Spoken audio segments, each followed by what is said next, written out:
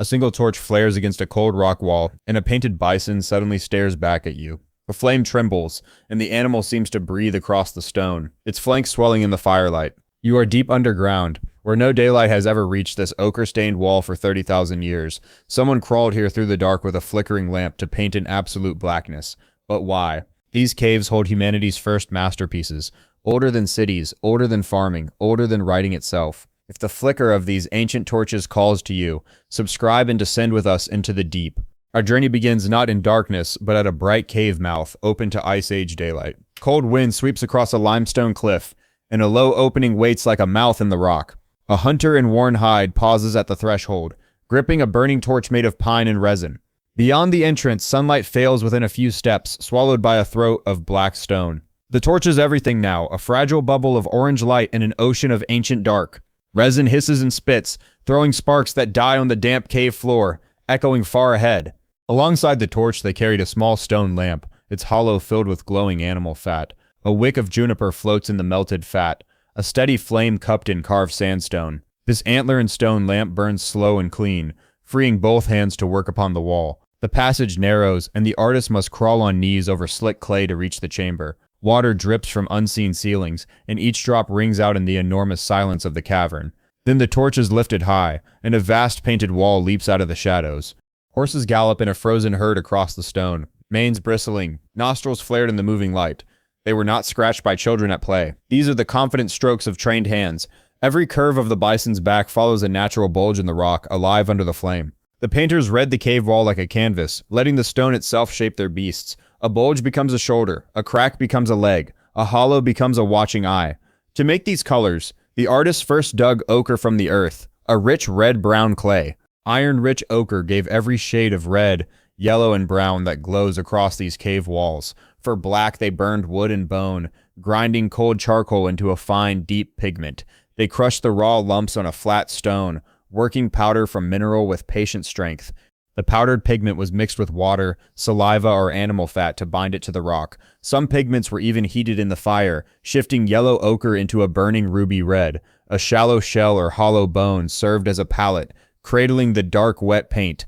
They painted with fingers, with pads of moss, and with brushes chewed from frayed twigs. A stick of charcoal in hand, the artist drew the outline first, black upon pale stone. Then color flooded the shape, red flanks and shaded bellies filling the beast with weight and life. For softer effects, they held pigment in the mouth and sprayed it in a fine, misty cloud. This spray technique created the cave's most haunting image, the ghostly human handprint on stone. An artist pressed one hand flat against the wall, fingers spread wide upon the cold rock. Then they blew a mouthful of dark pigment around it and lifted the hand away. Left behind was a negative hand, a pale silhouette ringed in red or black powder. Dozens of these stenciled hands crowd some walls, large and small, reaching out of the deep past. Small hands among them hint at children pressed to the wall beside the towering adults. Some stenciled hands are missing fingers, bent or folded, a mystery frozen in ochre spray. Were the missing fingers a code, a sign language, a ritual, or simply folded down? Each hand is a signature, a person saying "I was here," pressed forever into living stone. Beyond the hands, the great animal freezes begin, a stampede painted across the rippling wall. A red aurochs, the wild ancestor of cattle, lowers its massive horns in the flickering glow. Its body stretches longer than a man is tall, ruling the center of the painted panel. Beside it, a herd of small horses trots, each one a study of muscle and motion. The horses' manes are stiff and upright, exactly like the wild horses of the frozen steppe. Delicate deer appear next, antlers branching upward like winter trees against the dark stone. A stag throws back its head to bellow, its long throat swelling in charcoal lines. Then comes the giant of the cold, a woolly mammoth painted in sweeping curves of black. Its domed head humped back, and curling tusks tower over the smaller beasts around it. Long shaggy hair hangs from its belly, drawn in fine strokes that catch the torchlight. Woolly rhinos join the parade, their double horns and heavy shoulders lowered as if to charge. In one deep chamber, a pride of cave lions stalks silently across the painted wall. These maneless lions crouch low, eyes forward, hunting a herd that will never escape the rock. The artist captured the tension of the hunt, muscles coiled, the whole pride moving as one. Nearby, a wounded bison curls back on itself, a black spear line crossing its heaving side. Its head twists toward the wound, and its entrails seem to spill in painted red loops. This is not decoration. It feels like a story, a moment of death held in ochre. Some animals overlap, one painted directly across another, layered over centuries of returning artists. A horse from one age gallops through a bison from another, ages of paint stacked on stone. The cave was not painted in a single night, but revisited across hundreds of generations. How do we know they returned? The charcoal itself carries a hidden clock inside each stroke. Radiocarbon dating reads that clock, timing the black lines to tens of thousands of years ago. At Chauvet, the oldest lions and rhinos were painted around 36,000 years in the past.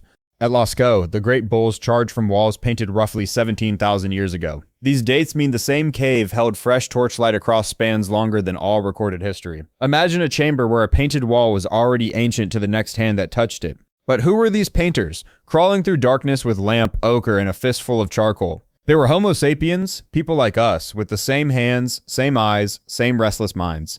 They lived as hunters and gatherers, following mammoth and reindeer across a cold, open land. By day, they tracked game, knapped flint blades, and scraped hides beside crackling open fires. They sewed fitted clothing with bone needles, threading sinew through hide against the Ice Age cold. They carved tiny figures from mammoth ivory, curling animals and women shaped by patient stone tools. The same hands that butchered a reindeer could raise a torch and paint a leaping horse. Yet they did not paint where they lived. The deepest art hides far from any hearth. They passed comfortable galleries and pushed on, deeper, toward chambers no daily life ever needed. That choice is a clue. The deep dark itself was part of the painting's power. To reach some panels, an artist squeezed through cracks barely wider than a human shoulder. They painted lying on their backs, torch smoking above, ceiling animals forming inches from their faces. Soot from these torches still stains the ceilings, a black fingerprint of the artist's breath. Charcoal fragments litter the floor where a burning stick was rubbed to brighten its glowing tip. Footprints survive in the hardened clay, small feet frozen mid-step in the ancient underground mud. The child's bare footprint runs beside a wolf's track, deep in a chamber of painted beasts. Children were here, in the dark, among the lions and mammoths, sharing the trembling torchlight. So the caves were not private studios, they were places the whole community dared to enter. And there is another sense the painting served, beyond the eye, the strange voice of the cave. Sing or clap in these chambers, and the stone answers with booming, rolling echoes of sound. Researchers found the richest paintings cluster exactly where the cave's acoustics resonate the strongest.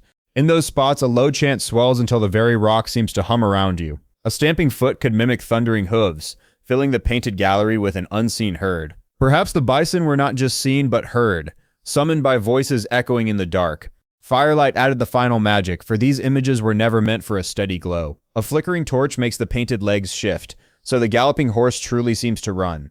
Some beasts were drawn with extra legs, a blur that flame animates into living motion. In moving firelight, a many-legged bison walks, an Ice Age film projected onto solid stone. The cave becomes a theater, and every shadow thrown by the torch is part of the show. This union of sound, fire, and image points beyond mere art toward something sacred and staged. Many scholars believe these deep chambers were shrines, and the painters were early shamans. Picture a robed figure raising a lamp, chanting before a wall of red and black beasts. In the trembling light, animal and human worlds blur, the herd waking from the stone. On one wall waits a strange creature, half man and half beast, watching from the shadows. This sorcerer has a human body, but antlers crown his head and a tail sways behind. He seems to dance, hooved feet lifted, a hunter wearing the spirit of the deer. Such figures suggest rituals, where a shaman put on hide and antler to touch the animal world. Perhaps the painted wall was a doorway, the stone a thin skin between two living realms. The shaman might press pigment into a crack, feeding paint to spirits hiding inside the rock. Bones and teeth were wedged into fissures, offerings pushed into the breathing dark of the cave. The animals may have been prayers, painted to call the herds back each returning spring. Draw the bison in ochre, and perhaps the living bison would once more cross the plain. Or the hunt was rehearsed on stone first, the painted spear guiding the real one to come. Yet not everything on these walls is a beast. Strange symbols crowd the spaces between. Rows of red dots march across the stone, pressed by a single fingertip dipped in ochre. Grids and ladders appear, meat lines scratched and painted with deliberate repeating care. Barbed lines like arrows or feathers float near the animals, meaning long since lost to us. Clusters of parallel strokes may count something. Days, kills, moons, or people gathered in the dark. The same handful of signs repeats in distant caves, hinting at a shared visual language. Some researchers see the earliest seeds of writing in these patient, repeated ochre marks.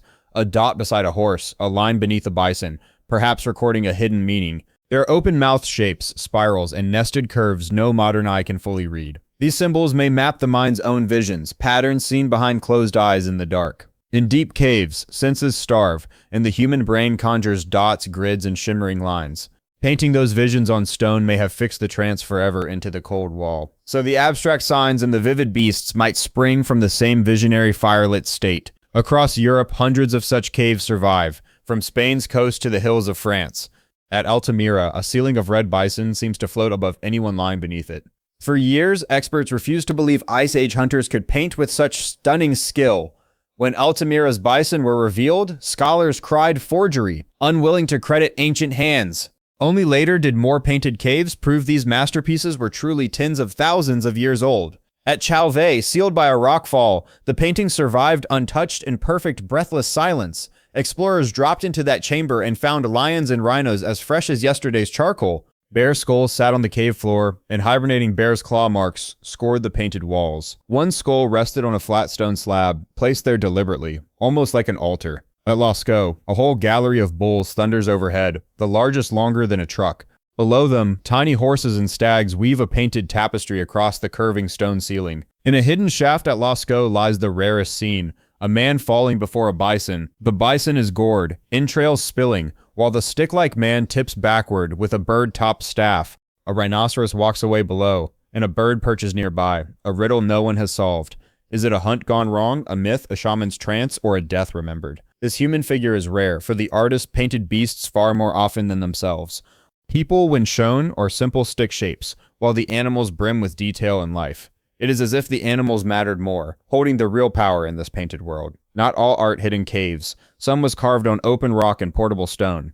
Artists engraved animals onto small slabs, scratching horses and deer into palm-sized pieces of rock. They carved spear throwers into leaping ibex, turning a hunting tool into a sculpted animal. A reindeer bends to lick its flank, carved on antler with astonishing tenderness and skill. These carvers understood anatomy, movement, and grace, matching the painter's wall for wall. Some walls hold only engravings, thousands of overlapping lines cut into the stone with sharp flint. By torchlight, this tangle of scratched horses and mammoths shimmers into a moving, layered herd. Engraving demanded a steady hand, each line pressed once into rock that never forgives a mistake.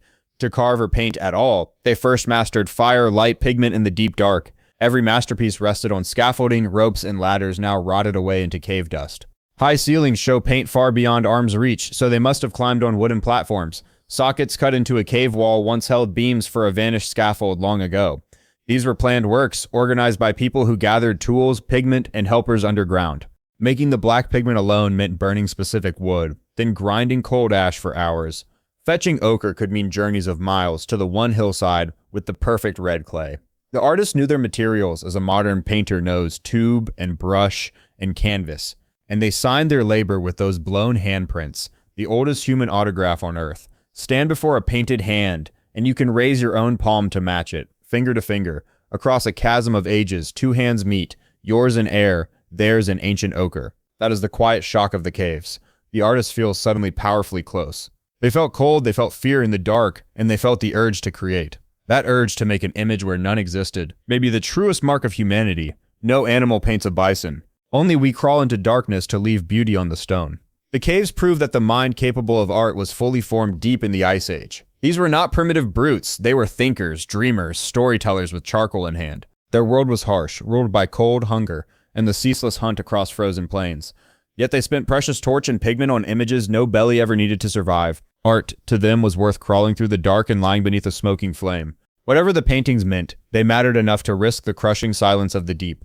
Now the torches are long dead, and the painted beasts wait in permanent black stillness. Only rare electric light or a visitor's lamp wakes the horses and lions once more. Many caves are sealed forever, their breath too fragile for the warmth of human crowds. Our very breath grows mold on the pigment, so exact replicas now stand in their place.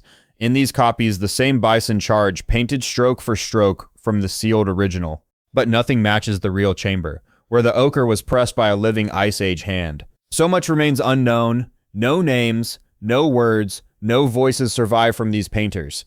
We have only their walls, their handprints, their charcoal, and the beasts they left behind. From these clues we build guesses, torchlit theories about ritual, hunting, spirits, and trance. The final meaning of the painted caves may stay forever hidden in the deep, cold dark, and perhaps that mystery is fitting, for great art always keeps a secret in its shadows.